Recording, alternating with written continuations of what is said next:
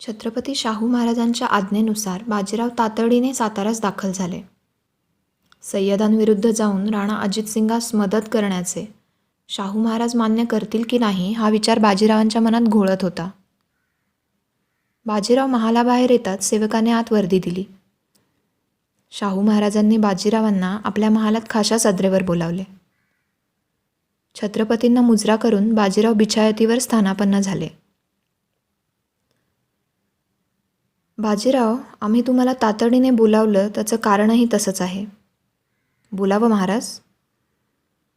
तुम्हाला एक मोहीम हाती द्यायची आहे. यात जोखीम फार आहे आणि तडीस नेण्यासाठी मुत्सद्देगिरीची आणि संयमाची गरज आहे, शाहू महाराज म्हणाले. आज्ञा करावी महाराज. शाहू महाराज धीरगंभीर आवाजात सांगू लागले. स्वराज्यातील कोकणपट्टीला पोर्तुगीजांचा उपद्रव होतो आहे. व्यापार वृद्धीबरोबर राज्यविस्तार आणि धर्मप्रचारही हे लोक नेटाने करत आहेत.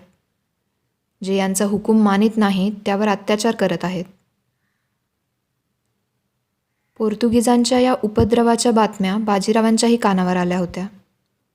या पोर्तुगीजांना धूळ चारण्याची जबाबदारी छत्रपती आपल्याला देत आहेत असे वाटून बाजीरावांच्या डोळ्यात चमक आली. शाहू महाराजांना याचा अंदाज आला. परंतु बाजीराव, पोर्तुगीजांवर आपण थेट चढाई करू शकत नाही. या कामात आपल्याला कान्होजी आंग्र्यांची मदत घ्यावी लागेल.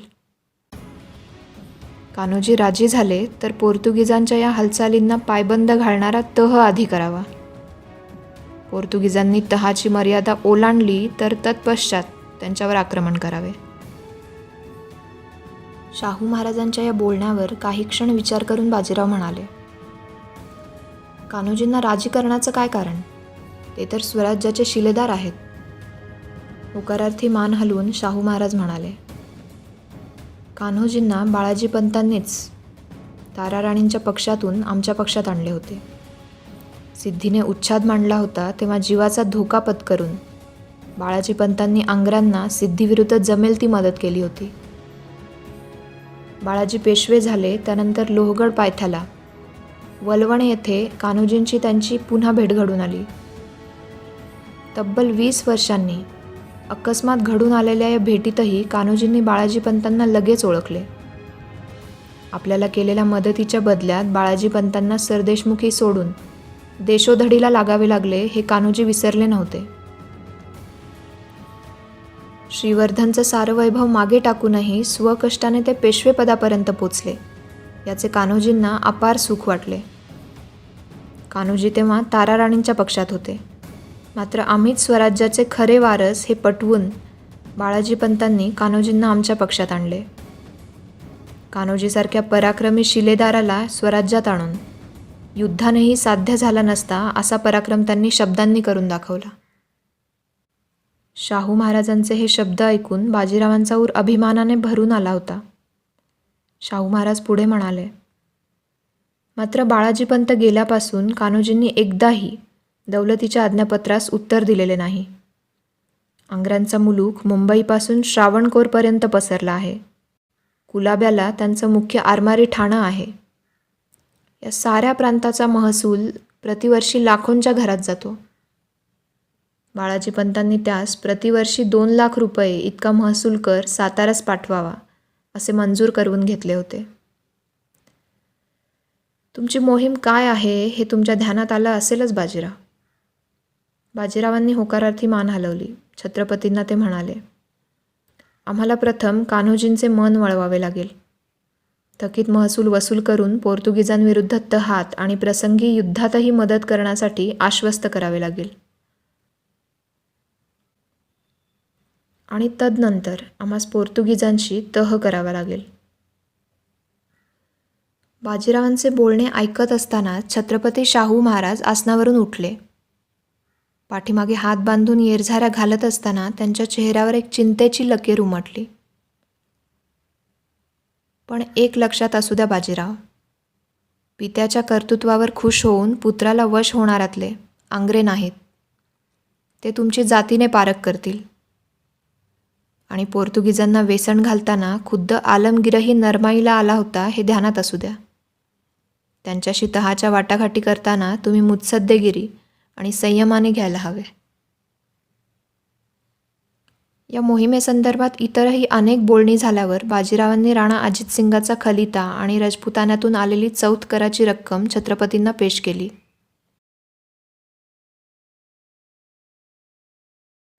राणा अजितसिंगाचा खलिता वाचून छत्रपती शाहू महाराजांना प्रथम अभिमान वाटला. मात्र सय्यदाशी झालेल्या तहाची आठवण करवून देत ते म्हणाले, ही लढाई झाली तर मराठा मोगल तहानुसार 15,000 मराठे सैनिक सय्यदाच्या बाजूने लढतील.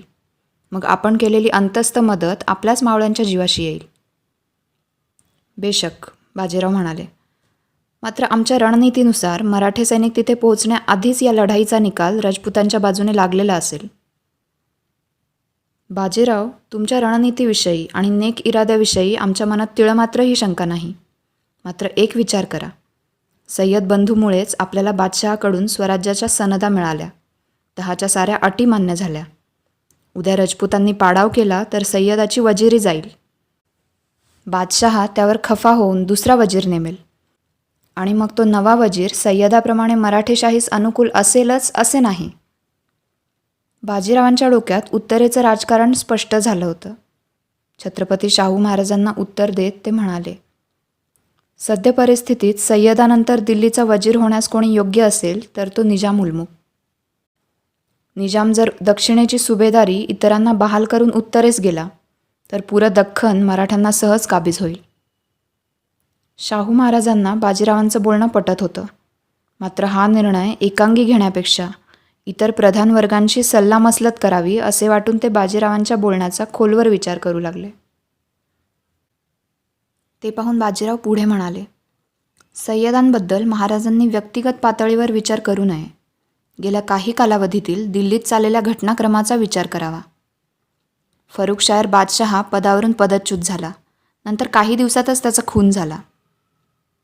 तदनंतर मराठ्यांनी गादीवर बसवलेल्या बादशाह रफीउद्दराजत याचा अवघ्या 4 महिन्यात खून झाला. त्यानंतर रफीउद्दौला तख्तावर बसला. पुढे 3 महिन्यात त्याचाही अंत झाला. सध्या बहादूर शहाचा नातू रोशन अख्तर मोहम्मद शहा तख्तावर आहे. याप्रमाणे एका वर्षात 4 बादशाह बदलूनही वजीर मात्र सय्यदच आहेत. या सगळ्या अराजकामुळे सय्यदाविरुद्ध लोकमत प्रक्षोभित झाले आहे. आज ना उद्या आपल्या कर्माने सय्यदाचा पाडाव निश्चित आहे. तर मग आपण राजपुतांना मदत करून आपला वसुली प्रांत वाढवला तर कुठे बिघडलं. बाजीरावांचा पाठपुरावा आणि राजकारणाचा गाढा अभ्यास पाहून शाहू महाराजांना त्यांच्या बुद्धीचं कौतुक वाटलं. मात्र शाहू महाराज अजूनही काहीच बोलत नाहीत हे पाहून बाजीरावांनी मुत्सद्देगिरीचा शेवटचा डाव टाकला. बिछायतीवरील गिरतीवर रेलून ते म्हणाले, मोगल बादशाही संपुष्टात येऊ पाहत आहे. मोडकळीस आलेल्या या व्यवस्थेवर मराठे एका लढाईत आधिपत्य स्थापन करू शकतात. मराठेशाहीचे सारे पराक्रमी सरदार आपल्या एका इशाऱ्याची वाट पाहत आहेत महाराज. साऱ्यांच्या तलवारी पराक्रम दाखवण्यासाठी आसुसल्या आहेत. ही मात्रा बरोबर लागू पडली. बाजीरावांचे उत्तरेकडील आक्रमणाचे मनसुबे पुढे ढकलण्यासाठी शाहू महाराजांनी बाजीरावांना अजितसिंगाला अंतस्थ मदत करण्यास परवानगी दिली. मात्र यावर काहीसे हसून शाहू महाराज बाजीरावांना म्हणाले, आत्ता आमच्यासोबत जी खेळी खेळलीत ना राहू, तशीच आंग्रांसोबत बोलणी करतानाही करा. बाजीराव यावर मनापासून हसले. इतक्यात राणीसाहेब सदरेवर आल्या. बाजीरावांनी तुळजापूरच्या देवदर्शनासाठी काशीबाई येण्यास आतुर असल्याचे सांगितले. यावर राणीसाहेब भलत्याच खुश झाल्या. ते ऐकून शाहू महाराज बाजीरावांना म्हणाले, तसं असेल तर मग आंग्र्यांच्या मोहिमेवर तातडीने न जाता देवदर्शन आटोपल्यावर जा. तुर्तास साताऱ्यास राहून महाभारतातील कृष्णाप्रमाणे राजपुतांचे सय्यदापासून द्वंद्वात रक्षण करा. मग राणीसाहेबांकडे पाहून मिश्किलपणे हसून शाहू महाराज पुढे म्हणाले, मात्र अजितसिंगाने त्याच्या कन्येबद्दल लिहिलेल्या प्रस्तावाला काय उत्तर द्यायचं हे मात्र तुम्ही पेशवीणबाईंनाच विचारा. बाजीरावांनी यावर केवळ एक मंदस्मित केले. बिरुबाईंनी महाराजांसमोर ठेवलेला अजितसिंगाचा खलिता वाचला. पेशवीण काशीबाईंचं याबाबत काय मत असेल असा विचार करत असतानाच काशीबाईंना भेटण्याची राणीसाहेबांची उत्कंठा शिगेला पोचली.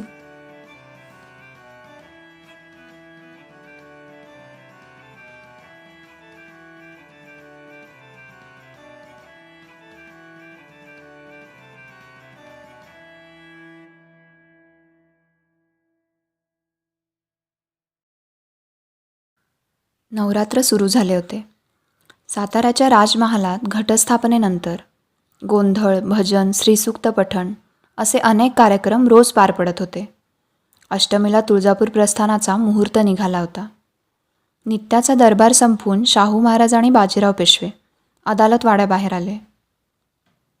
राऊ, आम्ही मातोश्रींच्या नमस्कारासाठी त्यांच्या महालात जात आहोत. तुम्हीही चला. अवश्य, बाजीराव आनंदाने म्हणाले. बाजीरावांना राजमाता येसूबाईंबद्दल नितांत आदर होता. आयुष्याच्या उत्तरार्धात त्यांना स्थैर्य लाभलं, स्वराज्याचं वैभव परत अनुभवता आलं, याचं बाळाजी पंतांप्रमाणेच बाजीरावांनाही अपार समाधान वाटत असे.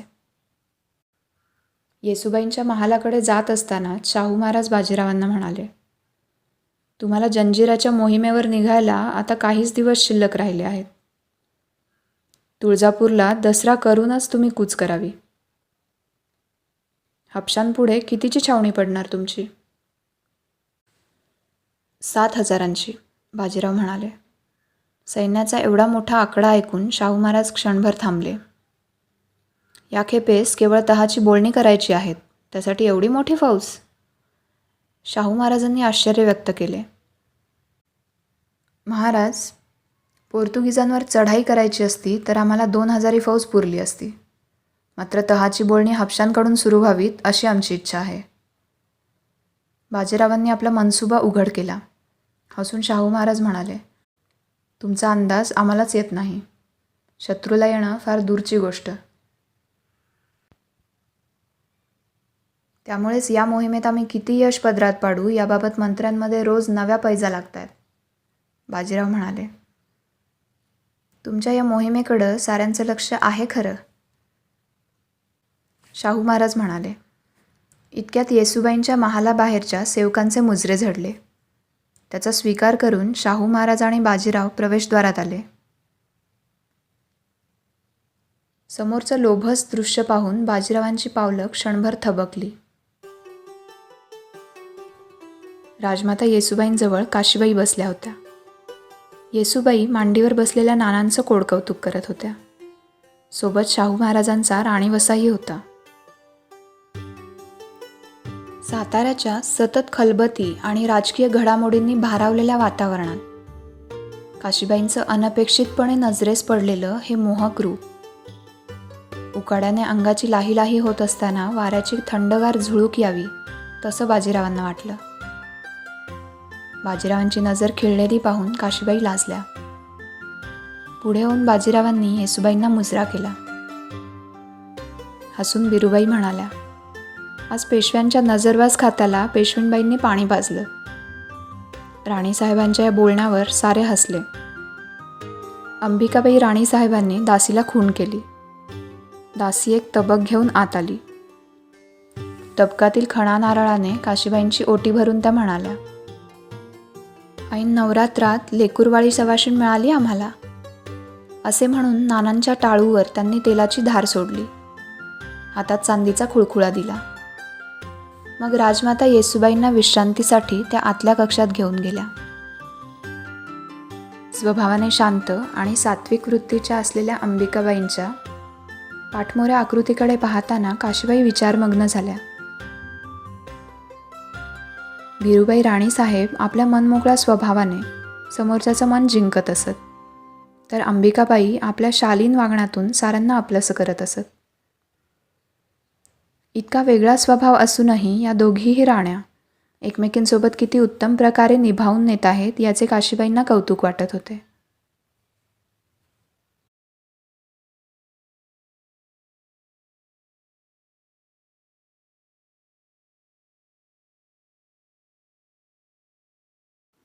काशीबाईंच्या मुक्कामाची सोय महादरवाजाच्या आतील बाजूस असलेल्या सोनवाड्यात केली होती.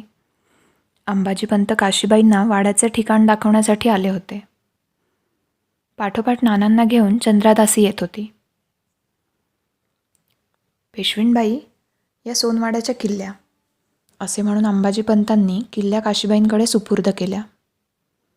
अंबाजी काका, तुम्ही आम्हाला पूर्वीसारखं सोनबाईच म्हणत चला, काशीबाई म्हणाल्या.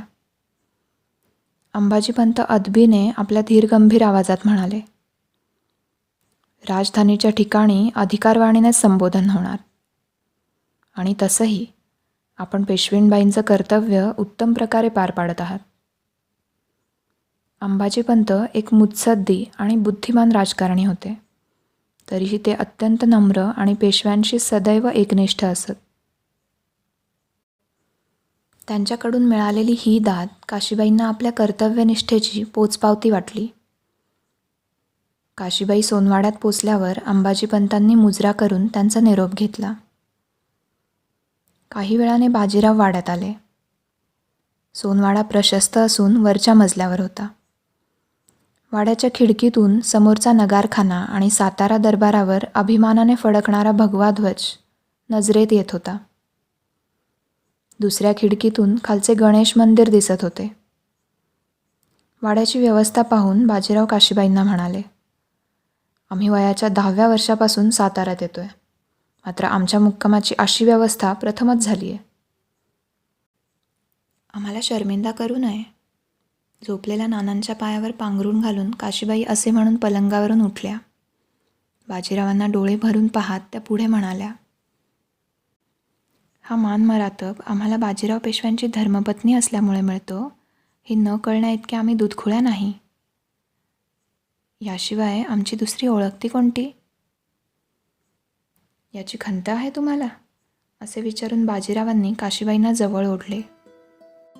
बाजीरावांच्या मिठीत विसावूनही त्यांच्या नजरेला नजर देत काशीबाई म्हणाल्या, मुळीच नाही. याउलट अभिमान आहे.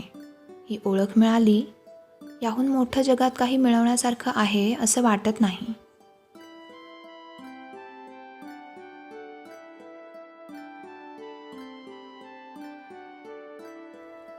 दुसऱ्या दिवशी साताऱ्याच्या राजप्रासादात दुर्गा सप्तशतीचा पाठ होता. पठणाचा कार्यक्रम झाल्यावर काशीबाई सोनवाड्यात परतल्या. बाजीराव बैठकीवर बसून लिखाणकाम करत होते. नगारखान्याच्या बाजूस असलेल्या खिडकीतून आलेला उन्हाचा झोत बाजीरावांच्या शुभ्र अंगरख्यावर पडला होता. बाजीरावांच्या चर्येवर असणाऱ्या तेजात त्या कवडच्याने भर पडली होती. लेखणीच्या प्रत्येक वळणासोबत कानातील बिगबाळीचा टपोरा मोती हेलकावे खात होता. काशीबाई भान हरपून बाजीरावांचे ते ध्यान पाहत होत्या. बोला, बाजीराव आपल्याकडे एकटक पाहत असलेल्या काशीबाईंना म्हणाले. दुसरा प्रहर होत आला, आपण अजून दरबारी गेला नाही? काशीबाईंनी विचारले. आज आम्ही दरबारात जाणार नाही, बाजीराव म्हणाले. कारण? उद्याच्या प्रस्थानापूर्वी आम्हाला काही महत्त्वाची कामं हातावेगळी करायची आहेत, बाजीरावांनी सांगितले. पण तुम्ही आज दरबारी गेला नाही तर साऱ्यांना काय वाटेल? काशीबाई संकोचून उभ्या होत्या. काय वाटेल? बाजीरावांनी विचारले. हेच की आम्ही आलो म्हणून तुम्ही सुट्टी घेतलीत. असं वाटलं तर त्यात गैर काय? बाजीरावांनी लिखाणकाम करत खालमानेनेच विचारले. बाजीरावांना काय उत्तर द्यावं याचा विचार करत काशीबाई निश्चल उभ्या होत्या. त्यांच्या कपाळावर मात्र आठी पडली होती. काशीबाईंची ती मुद्रा पाहून बाजीरावांना हसू आले. काशीबाईंना जवळ बसवून घेत ते म्हणाले, तुम्हाला अजित सिंगाचा खलिता आठवतो? आप्पांनी वाचून दाखवलेला. हो, चांगलाच आठवतो. इंद्रकुमारीच्या प्रस्तावाच्या आठवणीने काशीबाई ठसक्यात उत्तरल्या. बाजीराव पुन्हा हसले. काशीबाईंना ते पुढे सांगू लागले. अजित सिंगाला आम्ही मदतीचं आश्वासन दिलं आहे. रजपुतान्यात अजित सिंगाने आपल्या मुली कोणीही बादशहाच्या कुळात द्यायच्या नाहीत अशी घोषणाही उघडपणे केली आहे. आणि अपेक्षेप्रमाणे सय्यदाने दिल्लीत फौज जमवायलाही सुरुवात केली आहे. आता पुढच्या हालचाली काय करायच्या याचा सविस्तर तपशील आम्हाला लवकरात लवकर अजित सिंगाकडे पोच करायचा आहे. बाजीरावांच्या या बोलण्यावर काशीबाईंनी विचारले, परंतु बादशहाला मुली देणार नाही या घोषणेवर सय्यदाला इतकं पेटून उठण्याचं कारण काय? सय्यद तर वजीर आहेत ना? काशीबाईंच्या या प्रश्नावर क्षणभर थांबून बाजीराव म्हणाले, याचं उत्तर तुम्हाला ऐकवणार नाही काशीबाई. तरीही ऐका. सद्य परिस्थितीत दिल्लीत बादशहा केवळ नाममात्र आहे. बादशहा आपल्या विरुद्ध गेला की हे सय्यद बंधू त्याची कत्तल करवतात. गेल्या एकाच वर्षात तख्तावर बसलेल्या 3 बादशहांची यांनी कत्तल करवली. बादशहाच्या अधिकारांसोबतच त्याच्या जनानखान्याचा उपभोगही सय्यदच घेत आहेत. हे ऐकून काशीबाईंच्या डोळ्यात घृणास्पद भाव उतरले. अरे देवा, असे म्हणून त्यांनी कानाला हात लावला. असे घृणास्पद प्रकार मोगलाईत सर्रास घडत असतात. हे सारं थांबवण्याचा एकमात्र उपाय म्हणजे मोगलाई नामशेष करणे आणि उभ्या हिंदुस्थानात हिंदूपद पातशाहीची स्थापना करणे. मराठ्यांना अनुकूल असला तरीही त्या संधीसाधू सय्यदामध्ये एक महत्त्वाकांक्षी आलमगीर लपला आहे. निजामाचा कडवा विरोध नसता तर आज सय्यदच तख्तावर बसला असता. त्याच्यातला आलमगीर मोठा होण्याआधीच त्याला संपवणं गरजेचं आहे. हे बोलताना बाजीरावांची भेदक नजर जणू भविष्याचा पट पाहत होती. मग काशीबाईंकडे पाहून बाजीराव म्हणाले, पण हे सगळं प्रत्यक्षात उतरवण्यासाठी सर्व हिंदू राजांनी एकत्र येणं गरजेचं आहे. आता पेशवेंबाईंची परवानगी असेल तर आम्ही दरबारी गेलो नाही तर चालेल का? काशीबाई हसल्या. पण हा लेखन प्रपंच आमच्या आडून करण्याचं कारण? काशीबाईंनी विचारले. ही एक खाजगी मसलत आहे. छत्रपतींनी याची जानकारी प्रधानमंडळात कोणालाही दिलेली नाही.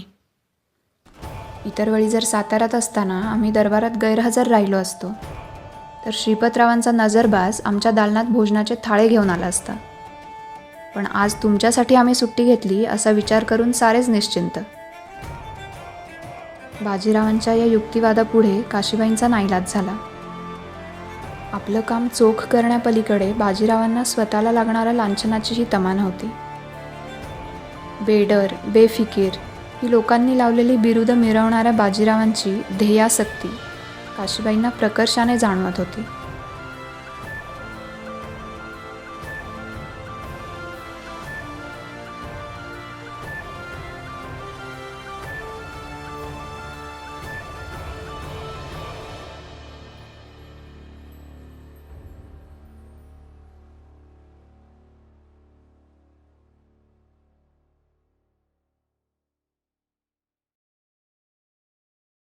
अष्टमीच्या मुहूर्तावर निघालेला छत्रपती आणि पेशव्यांचा कुटुंब कबिला 3ऱ्या प्रहरी बालाघाटच्या कड्यावर वसलेल्या तुळजापूर गावात पोचला. विजयादशमीच्या दिवशी शाहू महाराज आणि राणीसाहेबांच्या हस्ते जगदंबेच्या मूर्तीची पूजा आयोजित करण्यात आली होती.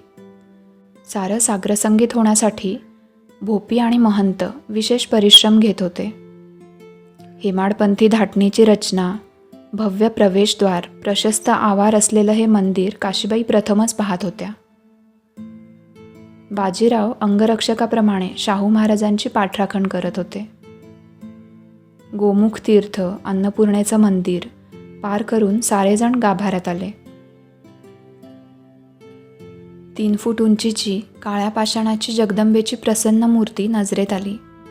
मस्तकाच्या मुकुटातून बाहेर आलेल्या बटा, हातात त्रिशूळ, बिचवा, बाण अशी शस्त्र, पाठीवर बाणाचा भाता घेऊन उभी असलेली महिषासूर मर्दिनीची अष्टभुजा मूर्ती पाहून साऱ्यांचे हात आपसुकपणे जोडले गेले. यानंतर विजयादशमीनिमित्त देवीची विशेष अलंकार पूजा करण्यात आली. यात देवीला राजमुद्रा, मोहराची माळ, सूर्यहार, 5 व 7 पदरी कंठ, मोत्याची माळ, हिरकणी पदक, चिताक, माणिक, 5 व हिऱ्यांची माळ आदी दागिने घालण्यात आले होते. छत्रपती शिवाजी महाराजांनी अर्पण केलेली सोन्याच्या पुतळ्याची माळ पुजाऱ्याने दाखवताच सारेजण भावूक झाले. सायंकाळी सीमोल्लंघनानिमित्त प्रत्यक्ष तुळजाभवानीची मूर्ती पालखीत बसून मंदिराभोवती भव्य मिरवणूक काढण्यात आली. सीमोल्लंघनानंतर सारेजण शामियानात परतले. तुळजापूरच्या इतिहासाबद्दल चर्चा रंगात आलेली असतानाच अफजल खान तुळजापुरावर चालून आला होता. तो प्रसंगही ओघानेच निघाला. चर्चेत सहभाग घेत काशीबाई म्हणाल्या, अफजल खानाच्या हाती लागली ती देवीची मूळ मूर्ती नव्हती. खानाने पंढरपुरास उपद्रव केला तेव्हाच भोपी आणि गावकऱ्यांनी ही चलमूर्ती दडवून ठेवली. पुढे अफजल खानाचा वध झाल्यावर या मूर्तीची पुन्हा साग्र संगीत प्रतिष्ठापना झाली, असं आम्ही आमच्या केशव काकांच्या तोंडून ऐकलंय. आपण जरा जास्तच बोललो असे वाटून काशीबाईंनी बाजीरावांकडे चोरट्या नजरेने पाहिले. कपाळभर मळवट भरल्यासारखे कुंकू, काहीशा विस्कटलेल्या केसांच्या बटा, यातही मोहक दिसणाऱ्या काशीबाईंकडे पाहून बाजीरावांनी मंदस्मित केले. तशा काशीबाई लाजल्या. इतक्यात राणीसाहेब म्हणाल्या, पेशवेणबाईंच्या तोंडून हे सारं ऐकायला किती गोमटं वाटलं नाही. आजचा दिवस आमचा सत्कारणी लागला, मात्र उद्या आम्हाला या जोडप्याची ताटातूट बघवायची नाही. बाजीराव साताऱ्याहून आंग्रे आणि पोर्तुगीजांशी वाटाघाटी करण्यासाठी जाणार होते. काशीबाई पुण्यात परतणार होत्या. राणीसाहेबांनी आठवण करून देताच काशीबाई आणि बाजीरावांची पुन्हा नजरानजर झाली. आपल्या डोळ्यातली व्यथा लपवण्यासाठी काशीबाई खाली मान घालून बसल्या. ते पाहून राणीसाहेब महाराजांना म्हणाल्या, पेशवीणबाईंना घेऊन जायला सांगा की मोहिमेवर. बाजीरावांना पुढे जाऊन धायगुडे आणि रेठरेकरांची 50,000 फौज येऊन मिळणार होती. बाजीराव 7,000ची छावणी करणार असल्याने शाहू महाराजांच्या मनात शंकेची पाल चुकचुकत होती. पेशवीणबाई सोबत असतील तर रणशिंग फुंकले जाणार नाहीत असे वाटून शाहू महाराजांनी हा विषय उचलून धरला. बाजीराव नम्रपणे म्हणाले, महाराज क्षमा करा, मात्र थोरल्या महाराजांनी हा नियम बनवला होता. बाजीरावांचं बोलणं मध्येच तोडत शाहू महाराज म्हणाले, तेव्हाची राजकीय परिस्थिती वेगळी होती राव, आणि लष्कराचे इतके नियम दौलतीसाठी बदलले, त्यात आमच्या सांगण्यावरून हा एक नियम बदलला असे समजा. जशी आज्ञा, बाजीराव म्हणाले. तुळजापूरहून साताऱ्याला परतल्यावर बाजीरावांनी मातोश्री राधाबाईंना परवानगी खातर पत्र लिहिले. राधाबाईंनी आनंदाने परवानगी दिली. परत येताना पेशव्यांचं कुलदैवत असलेल्या हरिहरेश्वराचंही जोडीने दर्शन घेऊन या असेही त्यांनी सांगितले. राधाबाईंची परवानगी मिळताच काशीबाई निश्चिंत झाल्या. दुसऱ्या दिवशी पहाटेच बाजीरावांनी 2,000 घोडदळ घेऊन पेशवीण काशीबाईंसह राजापूरच्या दिशेने कूच केले.